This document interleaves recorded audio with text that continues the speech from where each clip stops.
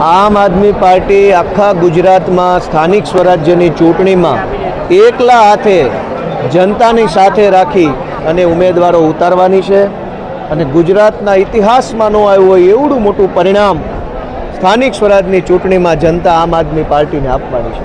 ભાજપના પ્રદેશ પ્રમુખ બદલાય એનાથી ખાલી હપ્તાની વધઘટ નક્કી થાય.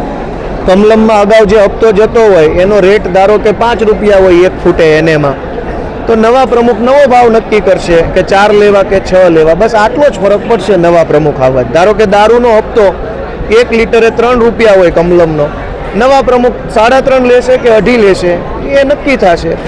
ધારો કે અધિકારીઓના પોસ્ટિંગ ટ્રાન્સફરની અંદર ભાવ 10 લાખ ચાલતો હોય તો નવા પ્રદેશ પ્રમુખ હવે 8 લાખ લેશે કે 11 લાખ લેશે.